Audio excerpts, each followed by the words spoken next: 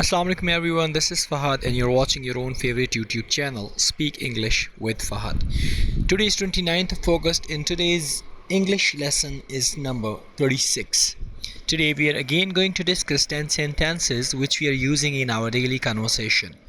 जिसका मकसद सिर्फ ये है to make you guys fluent in English, to help you to speak English easily, to help you to learn some basic sentences that's gonna help you to speak. Okay, और इसके हवाले से what is your job is try to speak that sentences in the same way as I'm speaking, or you can just try in your own way.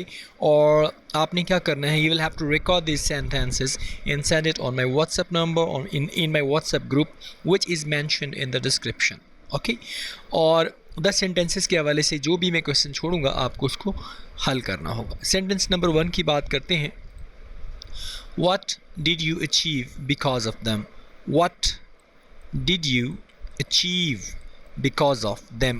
आपने उनकी वजह से क्या हासिल किया.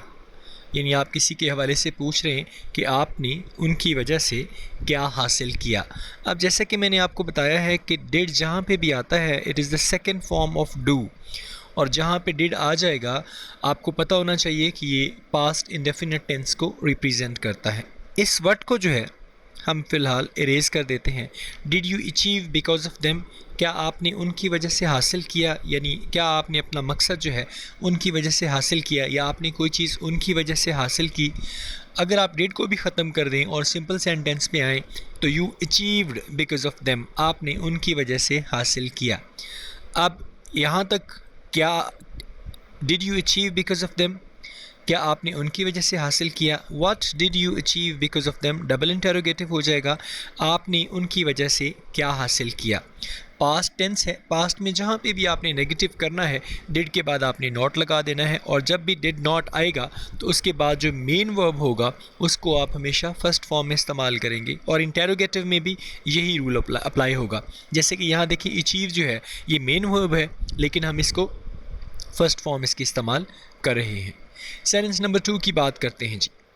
आपसे कोई पूछता है do you want to speak English fluently. Do you want, क्या आप चाहते हो, टू स्पीक बोलना, इंग्लिश फ्लुएंटली रवानी के साथ. Do you want to speak English fluently, क्या आप रवानी के साथ इंग्लिश बोलना चाहते हैं या क्या तुम रवानी के साथ इंग्लिश बोलना चाहते हो. Yes, definitely I love to speak English fluently and that's why I'm following all the instructions of my teacher. अब यहाँ पे देखें डू की अगर बात की जाए ये फर्स्ट फॉर्म है, ठीक है. मेन वर्ब क्या है, वांट. अब क्योंकि ये इंटरोगेटिव में है सिर्फ इसको अगर आप रिमूव कर दें, ये सिंगल इंटरोगेटिव है, बाकी सेंटेंस जो है वो ठीक हो जाएगा. You want to speak English fluently, आप रवानी से इंग्लिश बोलना चाहते हैं. अब डू जो है वो पहले लगा दिया because it is the helping verb of present indefinite tense, so इसीलिए इसको पहले लेके आएंगे इंटरोगेटिव बनाने के लिए. Do you want to speak English fluently, क्या आप रवानी के साथ इंग्लिश बोलना चाहते हैं. Yes, I want to speak English fluently, हाँ मैं रवानी के साथ इंग्लिश बोलना चाहता हूँ. अगर आपने इसको नेगेटिव करना है तो simple do you not want to speak English fluently, क्या आप इंग्लिश रवानी के साथ नहीं बोलना चाहते. या अगर आपने सिर्फ इस इंटेरोगेटिव ख़त्म करना है, इस डू को आप यहाँ पे ले आएंगे, यू डू नॉट, और डू के बाद आप क्या लगाएंगे, not. You do not want to speak English fluently, क्या आप रवानी के साथ इंग्लिश नहीं बोलना चाहते हैं. सेंटेंस नंबर 3 की अगर बात करें तो आप किसी को बता रहे हैं कि आप फ्यूचर में क्या बनना चाहेंगे. क्या कहेंगे आप, मैं वॉन्ट टू बी, बनना चाहता हूँ, अ डॉक्टर, एक doctor. I want to be a doctor, I want to be an engineer. Okay, I want to be a pilot, I want to be a businessman. Whatever you like, जो भी आपको पसंद है आप उसे change कर सकते हैं. प्रोफेशन के लिए आप सिर्फ यहाँ पे ये चीज़ डॉक्टर जो है इसको चेंज कर देंगे. जो भी प्रोफेशन आपको पसंद है, आप टीचर बनना चाहते हैं, इंजीनियर बनना चाहते हैं, फोटोग्राफर बनना चाहते हैं, आप बिजनेसमैन बनना चाहते हैं, पायलट बनना चाहते हैं, साइकेट्रिस्ट बनना चाहते हैं, वट एवर यू वॉन्ट, आप लास्ट में ये जो डॉक्टर है ये प्रोफेशन को यहाँ पे जाहिर कर रहा है जो आप बनना चाह रहे हैं. किसको जाहिर कर रहा है, आपके प्रोफेशन को, ठीक है. तो जो भी आपका प्रोफेशन है, जो भी आप बनना चाहते हैं ना, वो आप क्या करेंगे, यहाँ डॉक्टर से उसे रिप्लेस कर देंगे, ठीक है. ये आपका क्या हो जाएगा, प्रोफेशन.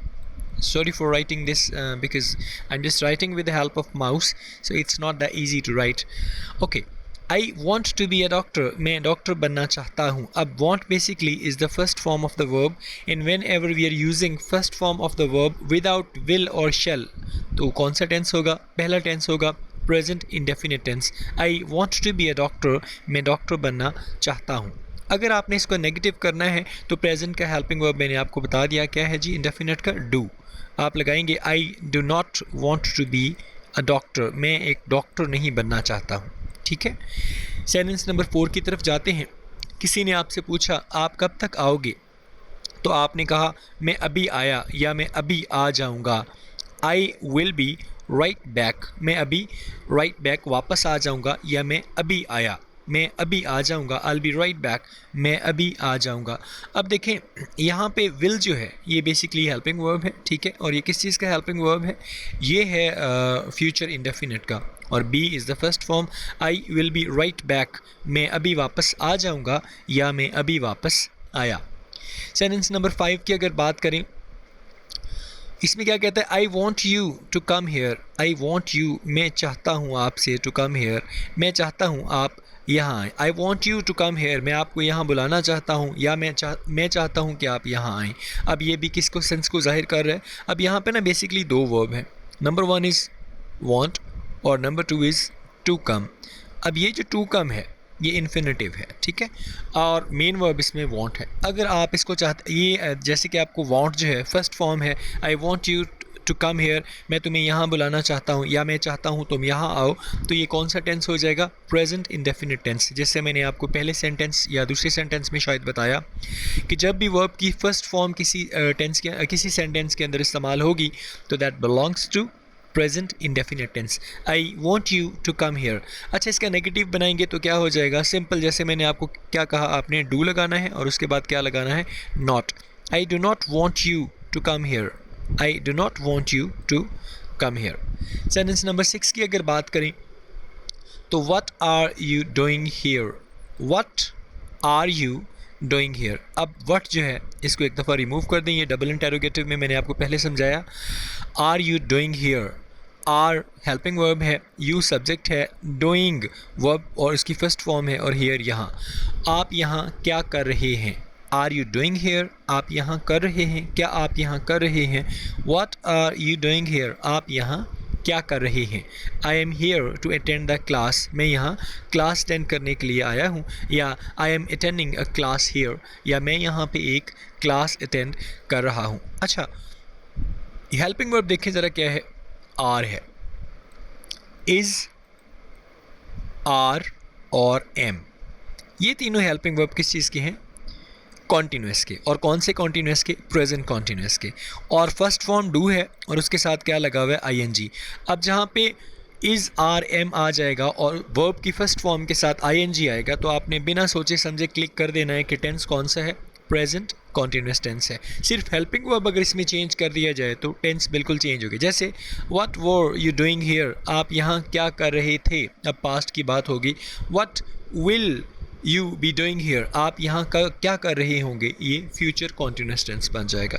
सेंटेंस नंबर 7 की बात करें तो आप किसी से पूछते हैं. क्या पूछते हैं आप? आप कहते हैं where is the best market to buy a used car. Where is the best market, सबसे अच्छी मार्केट कहाँ है? टू बाय, ख़रीदने के लिए. अ यूज्ड कार, एक इस्तेमाल शुदा कार. एक इस्तेमाल शुदा कार ख़रीदने के लिए सबसे अच्छी मार्केट कहाँ है? अब देखें यहाँ पे जो वर्ब इस्तेमाल हुआ है वो बेसिकली इज़ है, लेकिन ये प्रेजेंट सिचुएशन को जाहिर कर रहा है, प्रेजेंट सिंपल को. ये ना इंडेफिनिट को जाहिर कर रहा है, ना कॉन्टीन्यूस को, और ना ये किसी और सेंटेंस को जाहिर कर रहा है. Where is the best market to buy a used car, एक इस्तेमाल शुदा कार ख़रीदने की सबसे अच्छी मार्केट कहाँ है? आप बता सकते हैं I can guide you the best market to buy a used car. Sorry, I really don't know where the best market to buy a used car is. माजरत कीजिएगा, माजरत चाहता हूँ कि मुझे जो है उस मार्केट का बिल्कुल पता नहीं है जहाँ से इस्तेमाल शुदा कार ख़रीदी जा सकती है. अच्छा, यहाँ पे where was the best market to buy a used car, तो ये पास्ट सिंपल का इंडिकेट करेगा. सेंटेंस नंबर 8 की बात करते हैं. पहला वर्ड जो है वही आपको बता देता है टेंस कौन सा है। Did you clean your room, क्या आपने अपना कमरा साफ़ किया। अब क्लीन जो है ये मेन वर्ब है, डिड जो है ये हेल्पिंग वर्ब है और रूम ऑब्जेक्ट है, यू यहाँ पे सब्जेक्ट है, ठीक है। Did you clean your room, क्या आपने अपना कमरा साफ़ किया। अब इसको सिर्फ ख़त्म कर दें डिड को, और ये जो क्लीन है इसकी सेकंड फॉर्म आ जाएगी, क्या आ जाएगी second form, cleaned. You cleaned your room, आपने अपना कमरा साफ़ किया, ठीक है। Did you clean your room, क्या आपने अपना कमरा साफ़ किया। Yes I cleaned my room, हाँ मैंने अपना कमरा साफ़ किया। तो इस तरह से कौन सा टेंस बन जाएगा, सेकंड फॉर्म है डिड ये वाली, तो ये बन जाएगा पास्ट इंडेफिनिट टेंस यानी सेकंड टेंस। अच्छा, अगर आपने इस डिड को यहाँ पे लगाना है और इसके बाद आपने लगाना है नॉट, ये नेगेटिव में बन जाएगा और क्लीन की फिर फर्स्ट फॉर्म ही रहेगी, ये यहाँ पे क्लीन नहीं आएगा, क्योंकि किसी सेंटेंस के अंदर अगर आप पास्ट इंडेफिनिट की बात करें तो एक ही दफ़ा डबल फॉर्म सेकंड फॉर्म इस्तेमाल हो सकती है। अगर डिड आ गया है तो उसके बाद वर्ब जो मेन वर्ब होगा उसकी हमेशा आप फर्स्ट फॉर्म ही इस्तेमाल करेंगे। Did you clean your room, क्या आपने अपना कमरा साफ़ किया। येस हाँ आई क्लीन्ड माई रूम, मैंने अपना कमरा साफ़ किया। सेंटेंस नंबर 9 की अगर बात करें तो ये प्रेजेंट सिचुएशन को जाहिर कर रहा है और प्रेजेंट कौन सी, continuous. He is not feeling well, वो अच्छा महसूस नहीं कर रहा है, ठीक है। वेल का मतलब अच्छा, फीलिंग महसूस करना, या उसकी तबीयत ठीक नहीं है या वो बेहतर महसूस नहीं कर रहा है। ही is not feeling well, he subject हो जाएगा, इज़ हेल्पिंग वर्ब है जैसे मैंने आपको बताया, इज़ एम और आर जहाँ पे आते हैं और उसके बाद मेन वर्ब फर्स्ट फॉर्म के साथ आईएनजी लेता है, तो टेंस कौन सा हो जाएगा, present continuous tense. He is not feeling well, वो अच्छा महसूस नहीं कर रहा या वो बेहतर महसूस नहीं कर रहा है। ही इज़ नॉट फीलिंग वेल, वो बेहतर महसूस नहीं कर रहा है। टेंस कौन सा है, present continuous tense. Sentence number 10 की अगर बात करें तो आप किसी को मना कर रहे हैं, आप उसे क्या कहते हैं, डोंट गो एनीवेयर। अच्छा, यहाँ पे एक बात है, डो नॉट गो या don't go, do not go या डोंट गो, दोनों के मीनिंग्स एग्जैक्टली सेम है, बट आजकल स्पोकन में जो है ज़्यादा mostly people use don't go anywhere, कहीं मत जाओ, डोंट गो एनीवेयर, कहीं मत जाओ। अब ये देखें, डू है फर्स्ट फॉर्म है, गो भी फर्स्ट फॉर्म है, तो इसका मतलब ये प्रेजेंट सिचुएशन को ही जाहिर कर रहा है, प्रेजेंट सिचुएशन को इंडिकेट कर रहा है। डोंट गो एनीवेयर, कहीं मत जाओ। So that was all about today's lesson. I hope so this lesson आपको पसंद आया होगा. You would like this lesson and take good care of yourself. Inshallah see you tomorrow. Assalamu alaikum. Allah Hafiz.